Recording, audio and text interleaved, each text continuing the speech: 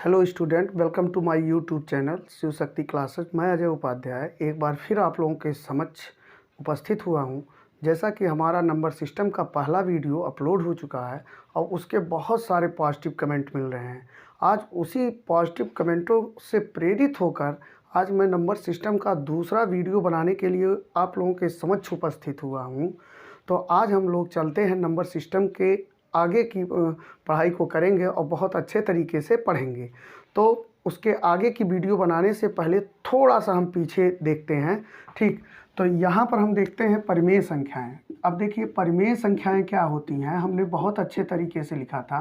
परिमेय संख्याओं को रेशनल नंबर कहते हैं, जैसा कि हमारा पहले वीडियो में बताया जा चुका है।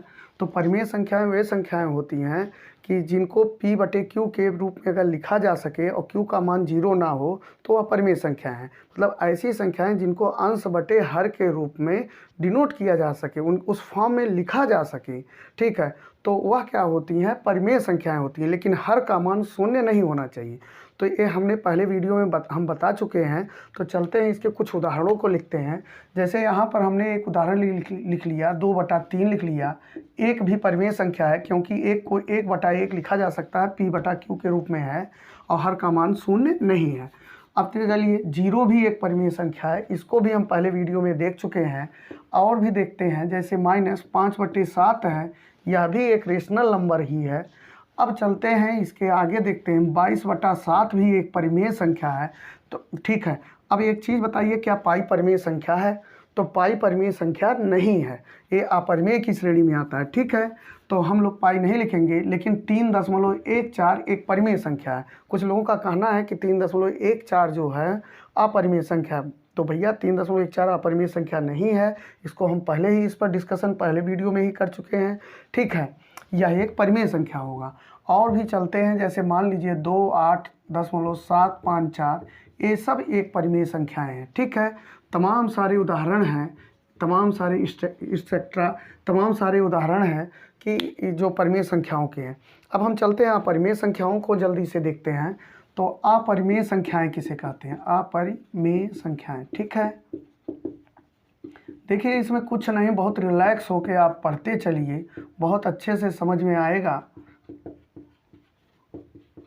ठीक, आप हमारे चैनल पर आए हुए हैं तो बहुत अच्छे से समझ में आएगा। इतना हो सकता है कि बहुत धीरे धीरे, कुछ धीरे चले, बहुत धीरे तो नहीं, कुछ धीरे चले, लेकिन जो भी टेक्निक बताएंगे इतना फास्ट टेक्निक बताएंगे। जहाँ भी टेक्निक आएगा वहाँ टेक्निक बताएंगे, बहुत अच्छे तरीके से बताएंगे। और जहाँ कॉन्सेप्ट आएगा वहाँ कॉन्सेप्ट बताएंगे। तो ये कॉन्सेप्ट वाले सवाल हैं, ये टेक्निक वाले नहीं है। इनको कॉन्सेप्ट अच्छे से समझिए, तभी इन प्रश्नों का आंसर दे पाएंगे। अदरवाइज आप परीक्षा हाल में निश्चित है कि आप कंफ्यूज हो जाएंगे। तो हम चलते हैं, इर्रेशनल नंबर को लिखते हैं। अपरिमेय संख्याएं किसे कहते हैं? ऐसी संख्याएं जिनको p/q के रूप में ना लिखा जा सके, वो अपरिमेय संख्याएं होती हैं। देखिए जितने भी अंडर रूट वाले अंक हैं, हमने बताया था जितने भी अंडर रूट वाले अंक हैं, अगर उनका वर्गमूल आसानी से नहीं निकल सकता है, दशमलव में आ रहा है, तो वो सब अपरिमेय संख्याएं हैं। क्योंकि जब भी दशमलव में आएगा तो दशमलव के बाद इनफाइनाइट अंक हो जाएंगे, कई सारे अंक हो जाएंगे, जो अशांत दशमलव की तरफ बढ़ता हुआ चला जाएगा। ठीक है, तो हम लोग इसको देखते हैं। दशमलव के बाद अंक निश्चित नहीं रहेंगे, ढेर सारे अंक हो जाएंगे जो कभी ख़त्म नहीं होंगे, इसलिए उनको अपरिमेय संख्याएं कहते हैं। इसकी चर्चा हम लोग पहले वीडियो में कर चुके हैं। तो चलते हैं, जैसे मान लीजिए हम उदाहरण लिखते हैं, √2, √3। अच्छा एक चीज़ देखिए, √1 का मान 1 होता है और √4 का मान जो है 2 होता है। तो यह एक परिमेय संख्या है क्योंकि इनका वर्गमूल बहुत आसानी से निकल रहा है। ठीक है, इनके स्क्वायर रूट को हम बहुत अच्छे तरीके से निकाल ले जा रहे हैं। तो देखिए √5, √6, √7, √8, ये सब जो है, √10, ये सब जो है अपरिमेय संख्याएं हैं। तो इनको देख लीजिए, इसी प्रकार आप कोई भी संख्या लिख लीजिए, ये सब क्या है, इस टाइप की अपरिमेय संख्या हैं जिनका वर्गमूल हम पूर्णांक संख्या में नहीं प्राप्त कर पाते। ठीक है, अब हम चलते हैं वास्तविक संख्या, जहाँ से हमको पढ़ना है। वास्तविक संख्या किसे कहते हैं, इसको हम लोग सीखते हैं। तो देखिए वास्तविक संख्याएं, इसको बहुत अच्छे तरीके से देखिए। वास्तविक संख्याएं, इसको इंग्लिश में रियल नंबर बोलते हैं, रियल नंबर। ठीक है, एक चीज़ और देख लीजिए, यहाँ पर थोड़ा सा इसके डिनोट को भी हम देख लेते हैं। जैसे परिमेय संख्याओं की इंग्लिश रेशनल नंबर है और वास्तविक संख्याओं की इंग्लिश रियल नंबर है। कभी कभी ज़रूरत पड़ जाता है, रियल नंबर की तो काफ़ी ज़रूरत पड़ जाता है, तो इसलिए हम लोग इनके डिनोट को भी देख लेते हैं। तो पता चला परिमेय संख्याओं को आर से कैसे डिनोट किया जाए कि वास्तविक संख्याओं को आर से डिनोट किया जाए। तो इन दोनों में क्या हुआ, इन दोनों में लड़ाई हो गई। इसने कहा कि आर से तो हमारा नाम होना चाहिए और वास्तविक संख्याओं ने कहा आर से हमारा नाम होना चाहिए। ठीक है, तो लड़ाई में ये डिसीजन हुआ कि देखिए परिमेय संख्याओं को क्यू से व्यक्त किया जाएगा हमेशा। ठीक, परिमेय संख्याओं को क्यू से व्यक्त किया जाएगा। परिमेय संख्याओं को जब भी डिनोट किया गया तो क्यू से डिनोट किया। ठीक है, इनको कहा गया भैया परिमेय संख्याएं आप पहले आ गए, चलिए आपको क्यू से डिनोट किया जा रहा है और आर इनको आर से डिनोट कर दिया गया, बाद में आए।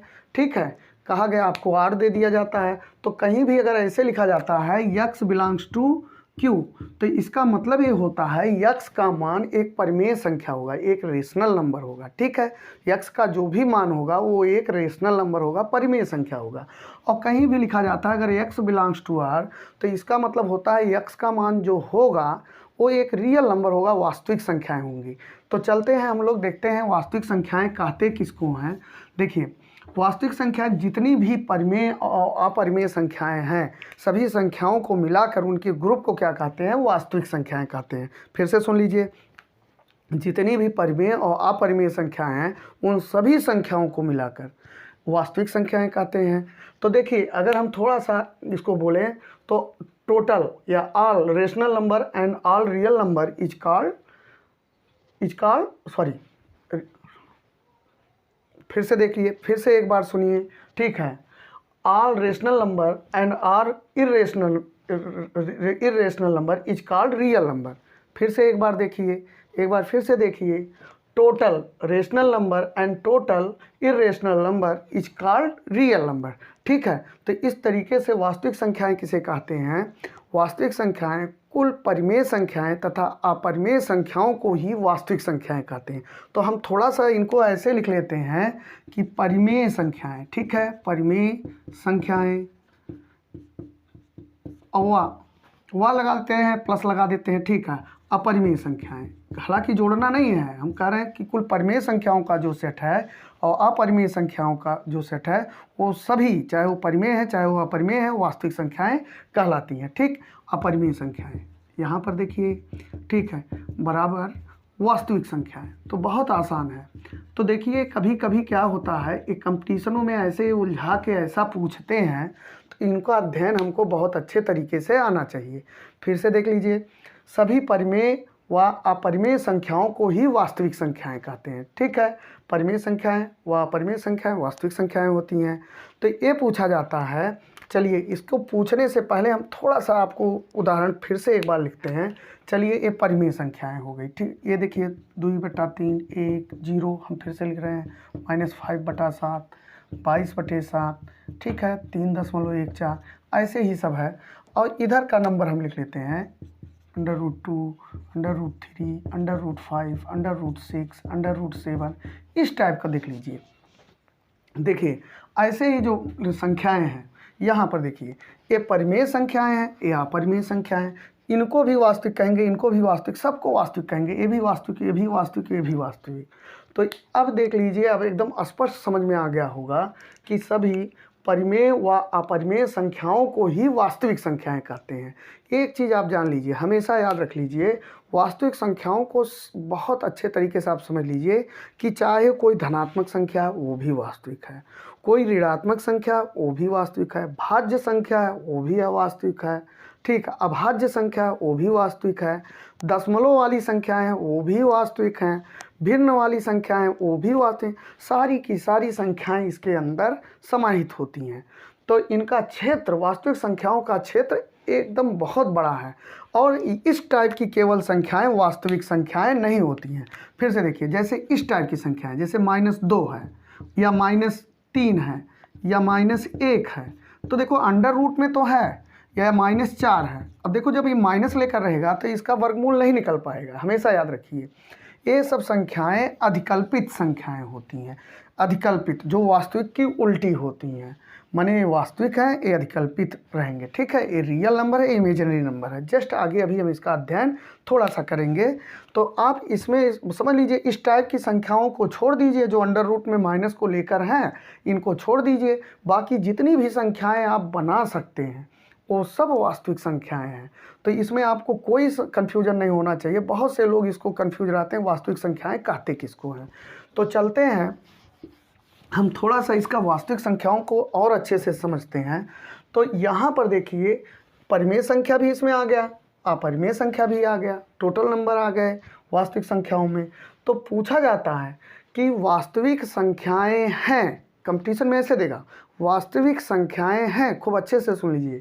ठीक, नंबर 1 ए विकल्प में दे देगा, ए विकल्प में दे देगा परिमेय संख्याएं, बी विकल्प में देगा अपरिमेय संख्याएं। ठीक है, सी विकल्प में दे देगा अधिकल्पित संख्याएं, और डी विकल्प में दे देगा, डी विकल्प में दे देगा परिमेय व अपरिमेय संख्याएं। तो देखिए, हमको डी मारना होगा। ठीक है, क्योंकि परिमेय व अपरिमेय दोनों होती हैं। चारों विकल्प में ऊपर भी परिमेय संख्याएं भी वास्तविक हैं, अपरिमेय भी वास्तविक हैं, लेकिन हमको है ना एक विकल्प, जब हमारा तीसरा चौथा विकल्प डी मिल रहा है जिसमें दोनों आ जा रहे हैं और दोनों वास्तविक हैं, तो सब उसी को हम लोग टिक मारेंगे। ठीक है, तो इसी तरीके से ये लोग उलझाते हैं। तो अब इनको दोनों को थोड़ा सा कंपैरिजन करते हैं। परिमेय संख्याओं और वास्तविक संख्याओं को हम लोग कंपैरिजन करते हैं। तो परिमेय संख्याओं को देख लीजिए, परिमेय संख्याएं सभी इसके अंतर्गत आ जा रही हैं, जितनी भी संख्याएं हैं सब इसमें आ जाएंगी। ठीक है, तो हम लोग कहेंगे सभी परिमेय संख्याएं वास्तविक संख्याएं होती हैं। अब एक चीज़ देखिए, क्या सभी वास्तविक संख्याएं परिमेय संख्याएं होती हैं? इसको ध्यान से देखिए। ऐसे भी देखिए, एक कभी कभी क्या करते हैं, स्टेटमेंट दे देते हैं और स्टेटमेंट में कहते हैं कि निम्नलिखित कथन सत्य है, उसमें 3 ठो गलत लिख देते हैं, 1 ठो सत्य लिख देते हैं। या ऐसा कहेंगे निम्नलिखित में कथन असत्य है। ठीक, निम्नलिखित में कथन असत्य है, अब पता चलेगा 3 ठो सत्य लिख दिए, 1 असत्य लिख दिए। अब वो आपको ढूंढना है, वो आप तभी अच्छे तरीके से ढूंढ पाएंगे जब इसको एकदम कॉन्सेप्ट के तरीके से ढंग से पढ़े हैं। और अगर आप रट्टा मार कर गए हैं तो कंपटीशन में नहीं हो पाएगा। ठीक है, क्योंकि रट्टा वाली चीज़ें बहुत कम पूछते हैं। वो रट्टा वाली जो चीज़ें वो तो सब कर लेते हैं, हर कोई कर लेगा, आप भी करेंगे, सब स्टूडेंट कर लेंगे, प्लस तो आपको कॉन्सेप्ट ही दिलाएगा। ठीक है, तो हम लोग अच्छे तरीके से इनको समझते हैं। तो यहाँ पर देखिए, सभी परिमेय संख्याएं वास्तविक संख्याओं के अंतर्गत हैं, लेकिन क्या सभी वास्तविक संख्याएं परिमेय संख्याएं हैं? तो नहीं है। देखो, ए तो इसमें मैच कर रहा है, ए वाला इसमें मैच कर रहा है, लेकिन इधर की संख्याएं, ये तो अपरिमेय संख्या है, इसमें कहाँ मैच कर रही हैं? तो हम लिखेंगे सभी वास्तविक संख्याएं परिमेय संख्याएं नहीं होती हैं। बहुत क्लियर कट देख लीजिए, सभी वास्तविक संख्याएं परिमेय संख्याएं नहीं होती हैं। क्यों नहीं होती? क्योंकि वास्तविक संख्याओं का क्षेत्र तो बहुत बड़ा है, उसमें अपरिमेय संख्याएं भी आ रही हैं, ये सब अपरिमेय संख्याएं हैं, ये रेशनल नंबर है। ठीक है, तो अब देखिए, यहाँ कोई कन्फ्यूजन नहीं होना चाहिए। अब इसी तरीके से अपरिमेय संख्याओं वास्तविक संख्याओं का कंपैरिजन करिए। तो देखिए, अपरिमेय संख्याएं, सभी अपरिमेय संख्याएं इसमें आ जा रही हैं। देखिए, अपरिमेय संख्या हमने अपरिमेय लिखा है, तो हम कहेंगे सभी अपरिमेय संख्याएं वास्तविक संख्याएं होती हैं, क्योंकि सबके सब नंबर इसमें तो समाहित हो जा रहे हैं। अब आप बताइए, क्या सभी वास्तविक संख्याएं अपरिमेय संख्याएं होती हैं? तो आप बड़े ध्यान से देखिए इसमें, तो ए नंबर तो इसमें नहीं मैच कर रहा है, ए नंबर तो मैच कर रहा है, तो उतने मैच करने से क्या होगा? ये तो नहीं मैच कर रहा है। तो जब इतना नहीं कर रहा है, अगर एक भी नहीं मैच करेगा, तो हम तुरंत बोलेंगे कि सभी वास्तविक संख्याएं अपरिमेय संख्याएं नहीं होती हैं। तो देखिए, अब इसमें कोई कन्फ्यूजन नहीं, बहुत अच्छे तरीके से हम लोग इसको सीख गए। और कोई भी अब पूछे तो उसका जवाब भी दे सकते हैं। अच्छा, कभी कभी ऐसा भी दे देता है, ऐसा दे देगा परिमेय संख्याएं हैं, आपको ऐसा लिख कर देगा। हम थोड़ा सा इसको मिटा ही दे रहे हैं, 1 मिनट आप लोगों को अगर स्क्रीनशॉट लेना हो तो ले सकते हैं। ठीक है, ये देखिए, ये परिमेय संख्याएं हो गया, इसको भी लिख सकते हैं परिमेय संख्याएं, अच्छे से लिख सकते हैं। अच्छा, ठीक, अब यहाँ पर एक चीज़ आप बताइए,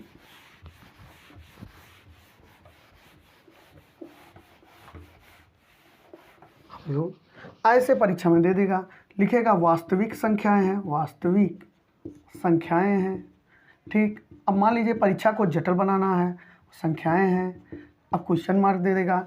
ए हो गया पूर्णांक संख्याएं, ठीक है, पूर्णांक संख्याएं।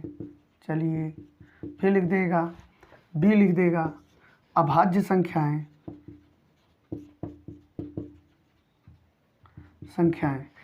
और सी लिख देगा, ठीक है, सम संख्याएं, और डी लिख देगा, चलिए सभी, ठीक है, ए बी व सी। तो बहुत आसानी से आप कर सकते हैं, यही होगा, ठीक है, क्योंकि पूर्णांक संख्याएं भी तो परिमेय संख्याएं होती हैं, अभाज्य संख्याएं भी परिमेय संख्याएं होती हैं, सम संख्याएं भी परिमेय संख्याएं होती हैं, तो सब उसमें आ जाएगा, सब वास्तविक संख्याएं बन जाएंगे, ठीक है। ये सब जब परिमेय है तो वास्तविक संख्याएं ऑलरेडी हो जाएंगे। तो कुछ नहीं, आप ऐसे ध्यान से जब पढ़ेंगे तो आपसे बहुत आसानी से क्वेश्चन हो जाएंगे। वो भिन्न भिन्न तरीक़ों से पूछते हैं, आपको हमने बहुत अच्छे तरीके से कॉन्सेप्ट को क्लियर किया है। अब हम चलते हैं, हम लोग जो पढ़ते हैं, अब हम लोग पढ़ते हैं भैया भाज्य संख्याएं, ठीक है। तो चलते हैं भाज्य संख्याएं।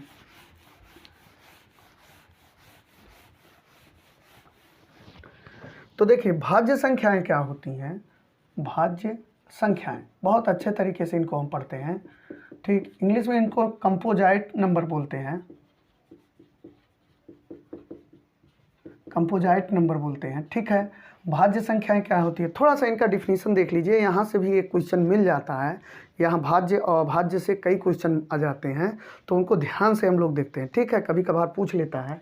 देखिए भाज्य संख्याएं किसे कहते हैं, एक से बड़ी वे सभी संख्याएं, एक से बड़ी वे सभी संख्याएं जो स्वयं के अलावा अन्य संख्याओं से भी विभाजित होती हैं, भाज्य संख्याएं कहलाती हैं। फिर से सुन लीजिए, एक से बड़ी वे सभी संख्याएं जो स्वयं व एक के अलावा अन्य संख्याओं से भी विभाजित हो जाती हैं, भाज्य संख्याएं कहलाती हैं। जैसे यहाँ पर देखिए, अगर हम 4 को ले लें तो 4 क्या है, एक से तो 4 विभाजित होगा, तो एक की बात छोड़ दीजिए, 4 स्वयं से विभाजित होता है, स्वयं से विभाजित होता है, और इसके अलावा 1 और 4 को छोड़कर अब देखिए क्या अन्य संख्याओं से विभाजित हो रहे हैं। किसी भी संख्या की भाज्यता को चेक करना है तो हम यही देखेंगे क्या वह स्वयं और एक के अलावा किसी अन्य संख्या से विभाजित हो रहा है। अगर वो विभाजित हो रहा है तो भाज्य संख्या है। तो हम इसको देखते हैं, ये 2 से विभाजित हो रहा है, ठीक है, 1 और 4 के अलावा, 1 और 4 को छोड़ दीजिए, 1 और 4 के अलावा ये 2 से विभाजित हो रहा है, मतलब एक तीसरी संख्या भी आ गई है, तो इसका मतलब यह क्या है, भाज्य संख्या है। अब चलते हैं हम 6 को देखते हैं। 6 तो हम क्या करेंगे, इसकी भाज्यता को कैसे चेक करेंगे, हम चेक करेंगे क्या 1 से तो ये विभाजित ही होगा और 6 से भी विभाजित होगा। अब 1 और 6 को छोड़कर क्या ये किसी अन्य संख्या से विभाजित हो रहा है, तो बिल्कुल विभाजित हो रहा है। ये 2 संख्याओं से विभाजित हो रहा है, 2 से भी हो जा रहा है और 3 से विभाजित हो रहा है। मतलब अब स्वयं के और 1 को छोड़कर अगर वह किसी अन्य संख्या से विभाजित हो रहा है तो वह भाज्य संख्या है, ठीक है। जैसे मान लीजिए 27 है, तो 27 को कैसे चेक करेंगे भाज्यता, पहली बात तो 27 से विभाजित होगा, 1 से विभाजित होगा, तो इन दोनों को छोड़ दीजिए। अब इनके अलावा किसी अन्य संख्या से अगर विभाजित हो रहे हैं तो यह भाज्य संख्या है। तो देखिए हाँ, ये 3 से भी विभाजित हो रहे हैं, 1 और 27 को छोड़ने के अलावा 3 से विभाजित हो रहे हैं, 9 से विभाजित हो रहे हैं, तो यह भाज्य संख्या है, ठीक है। ये कंपोजाइट नंबर है, ठीक है। तो इनको हम एक बार जो है, इनको एक बार हम फिर से इनकी परिभाषा बोलते हैं। परिभाषा पर थोड़ा सा गौर करके आप सुनिएगा, क्योंकि इस पर एक क्वेश्चन और छुपा हुआ है जो अभी आपको हम जस्ट जैसे अभाज्य संख्याएं पूछेंगे, बताएंगे, उसके आगे एक क्वेश्चन जस्ट आपसे पूछेंगे और आपको जवाब देना होगा, ठीक है। तभी पता चल पाएगा कि आपका कॉन्सेप्ट मजबूत हो रहा है कि नहीं। पहले हम परिभाषा बोलते हैं इसकी, फिर से सुनिए। 1 से बड़ी वे सभी संख्याएं जो स्वयं और 1 को छोड़कर अन्य संख्याओं से भी विभाजित हो जाती हैं, भाज्य संख्याएं कहलाती हैं, ठीक है। अब हम चलते हैं अभाज्य संख्याओं को देखते हैं। अभाज्य संख्याएं क्या होती हैं, अभाज्य संख्याएं, ठीक है, कोई दिक्कत नहीं। अभाज्य संख्याएं, इसको हम लोग प्राइम नंबर बोलते हैं, प्राइम नंबर। तो देखो प्राइम नंबर क्या होता है, अभाज्य संख्याएं क्या होती हैं, इनकी डिफिनीशन भी बहुत अच्छे तरीके से आप सुनिए।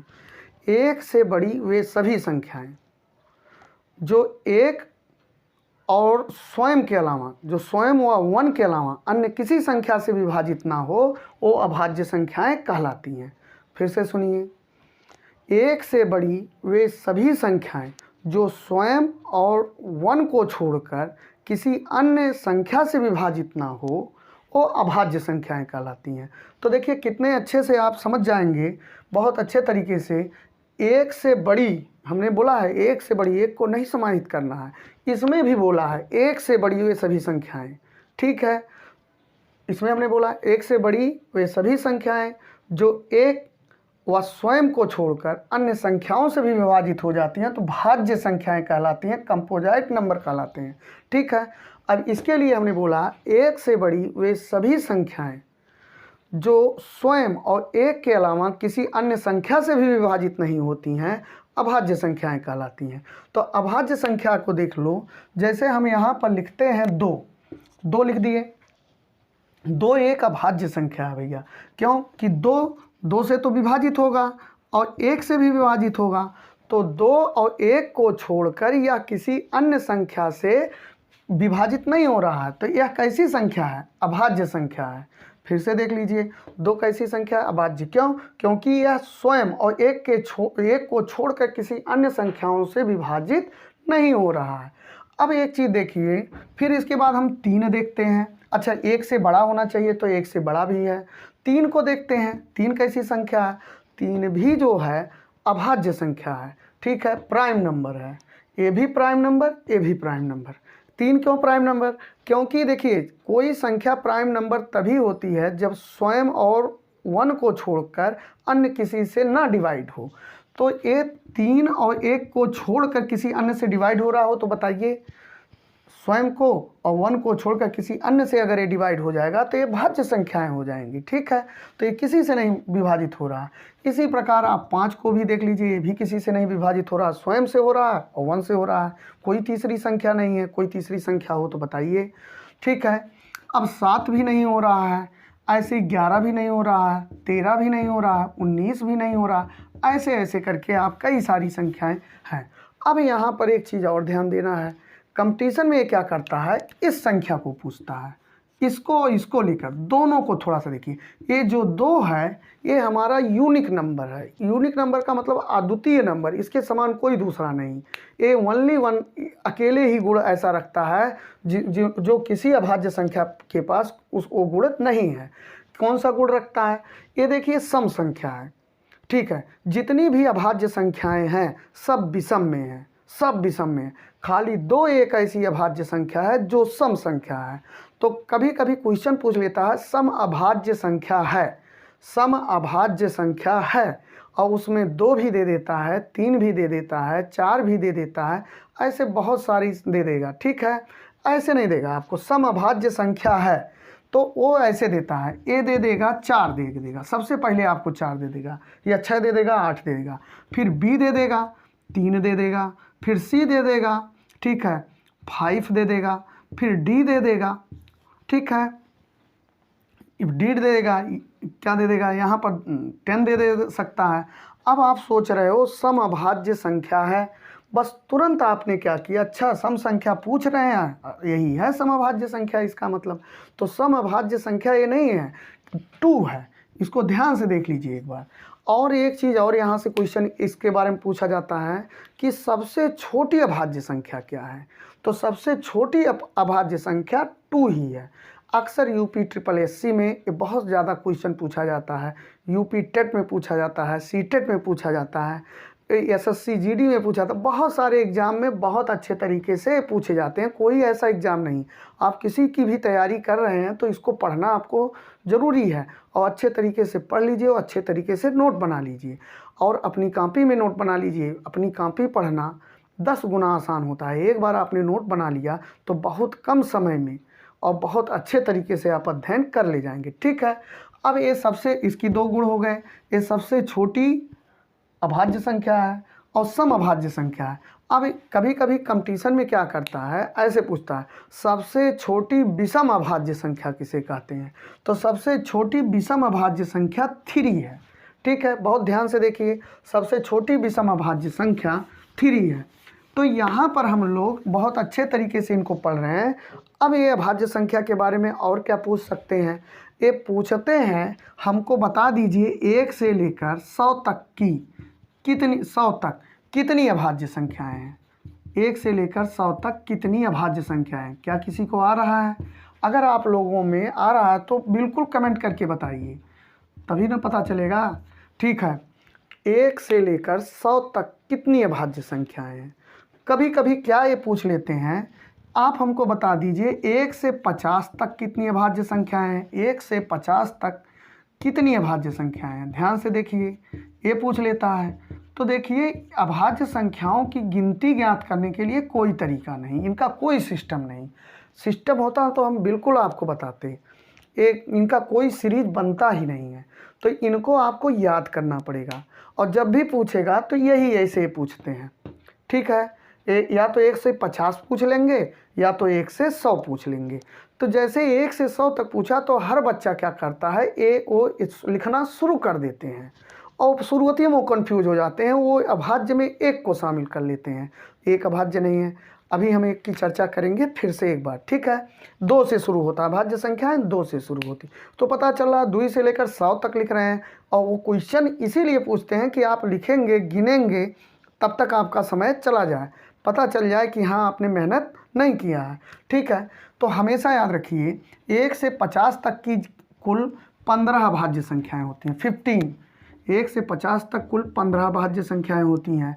ठीक है, और देख लीजिए 15 अभाज्य संख्याएं होती हैं, ध्यान से देख लीजिए इनको।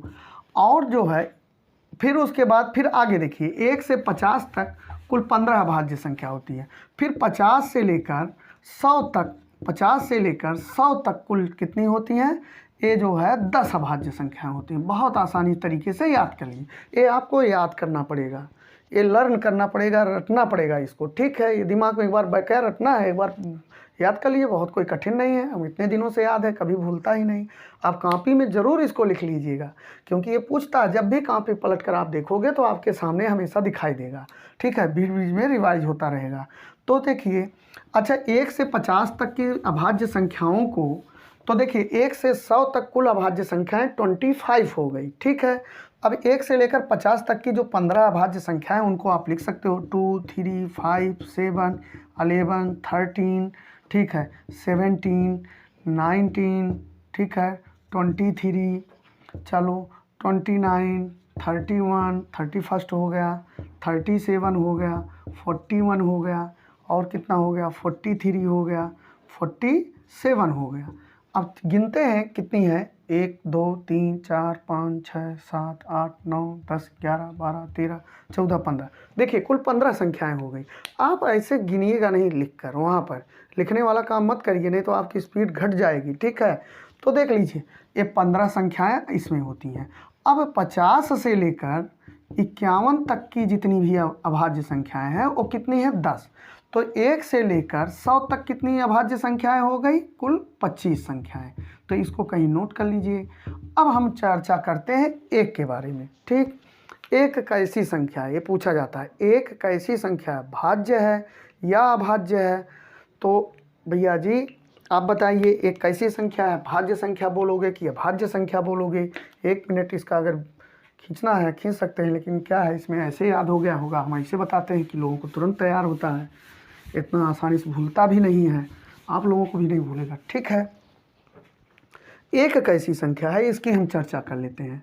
तो देखिए 1 ना तो भाज्य है ना तो अभाज्य है। हमने जब भी परिभाषा भाज्य की भी बताया होगा तो 1 से बड़ी बोला होगा, अभाज्य की भी बताया होगा तो 1 से बड़ी बोला होगा। ठीक है, तो 1 ना तो भाज्य संख्या है ना तो अभाज्य संख्या। अगर कहीं आ गया तो निश्चित तौर पर देंगे 1 क्या है, 1 ना तो भाज्य है ना तो अभाज्य विकल्प में, तो उसी को टिक मारना। अगर ये विकल्प नहीं देते हैं तो आप इनमें से कोई नहीं वाला मार दीजिएगा, जो भी है जैसा आप निर्णय लीजिएगा, क्वेश्चन के हिसाब से विकल्प को देखकर आप आंसर दीजिएगा। ठीक है, लेकिन ये भाज्य भाज्य दोनों नहीं है तो हमको उस पर नहीं मारना है। ठीक, तो अब हम चलते हैं सहअभाज्य संख्याएं। सहअभाज्य संख्याओं को पढ़ते हैं। सहअभाज्य संख्याएं, सहअभाज्य संख्याएं, को प्राइम नंबर, को प्राइम नंबर। तो देखो सहभाज्य संख्याएं क्या होती हैं, इनको देखते हैं। देखिए सह का मतलब होता है साथ, तो ये अकेले नहीं रहेंगे, इनके साथ रहेगा कोई, मतलब ये जोड़े के रूप में होते हैं, युग्म बनाते हैं। युग्म माने जोड़ा होता, कपल, पेयर, ठीक है। तो संख्याओं का ऐसा युग्म माने संख्याओं का वह युग्म, वह जोड़ा, ठीक है, जिनका कोई उभयनिष्ठ गुणनखंड ना हो या जो एक ही संख्या से दोनों विभाजित ना हो, वो सहभाज्य संख्याएं कहलाती हैं। फिर से सुन लीजिए, संख्याओं का ऐसा युग्म जो किसी एक संख्या से दोनों विभाजित ना हो, सहभाज्य संख्याएं कहलाती हैं। तो इसमें क्या है, जैसे मान लीजिए हम 5 लिख दिए, 11 लिख दिए, तो क्या ये किसी एक संख्या से दोनों डिवाइड हो रहे हैं? तो नहीं हो रहे हैं, तो सहभाज्य संख्या है, वही अभाज्य है, अभाज्य वाला ही है, बशर्ते इसमें सह जुड़कर दो लोग हो गए हैं। तो इसको सह समझ, बहुत से लोग इसमें को प्राइम नंबर को कंफ्यूज हो जाते हैं। को प्राइम नंबर में कुछ नहीं है, ये भी अभाज्य हो, ये भी अभाज्य हो। अच्छा, इनसे भी रिलेटेड क्वेश्चन पूछते हैं, ये देखने में लगता है बहुत ईजी है, लेकिन वो ऐसा झटके में आप गलती करेंगे अगर ध्यान नहीं दिए तो हम लोगों को ध्यान देकर करना है। तो देखिए, अच्छा इनको बताइए, अगर हम 90 लिख दिए और इसको हमने लिख दिया 41 लिख दिया, तो ये कैसी संख्या है? ये भी सहभाज्य संख्या है, ठीक है। तो इस टाइप की संख्याएं सहभाज्य संख्याएं हैं। अब चलो हम आपसे पूछते हैं, ठीक है, क्या पूछते हैं? हमने लिख दिया 93 और 31, ठीक, 93, 31। अब ये बताइए को प्राइम नंबर है कि नहीं, सहभाज्य संख्या है या नहीं है? अब आप इसको बताइए, ये है कि नहीं है, बिल्कुल कमेंट के माध्यम से करिए, ठीक है। तो आप इसको जब देखेंगे, बहुत से लोग बहुत सही आंसर दे रहे हैं, बहुत गलत भी दे रहे हैं, सही आंसर नहीं दे रहे हैं। तो इसमें जब आप देखेंगे, इसको देखिए, ये सोच रहे हैं आंसर ऐसे देख रहे हैं। देखिए सहभाज्य संख्याओं को परीक्षा में हम कैसे चेक करते हैं जल्दी से, उसके टेक्निक कैसे होते हैं। बहुत से लोग कहे सर जी ऐसा है, ये 3 से तो डिवाइड हो जा रहा है, 3 से नहीं कट रहा है, 2 से कटना ही नहीं, दोनों विषम है, जब नहीं कटेगा तो किससे कटेगा? किसी से नहीं कटना है, 31 तो किसी से कटता ही नहीं।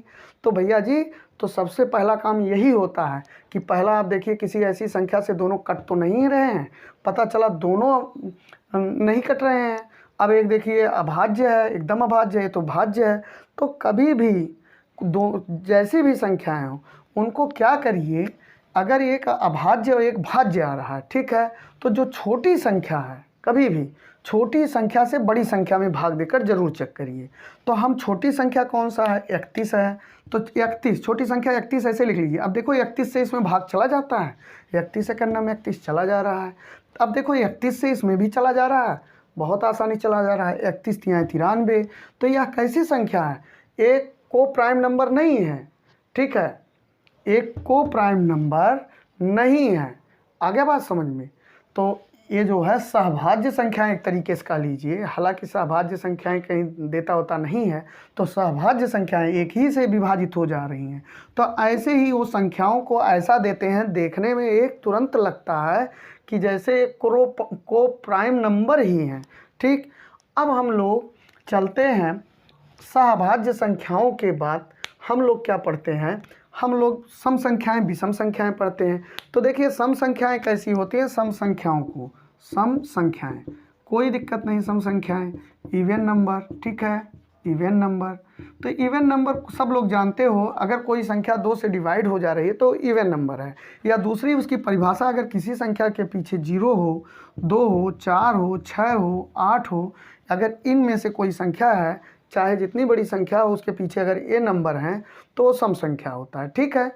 अब हम लोग विषम संख्या, जो संख्याएं 2 से ना विभाजित हो वो विषम संख्या कहलाते हैं, विषम संख्याएं, कोई दिक्कत नहीं है। विषम संख्याएं, ऑड नंबर क्या कहलाते हैं? जो संख्याएं 2 से ना विभाजित हो वो विषम संख्या हो। या जिन संख्याओं के पीछे 0 ना हो, 2 ना हो, 4 ना हो, 6 ना हो, 8 ना हो, इनमें से कोई संख्या ना हो, वो सब विषम संख्याएं होते हैं। तो आज के लिए हमारा वीडियो इतना ही है।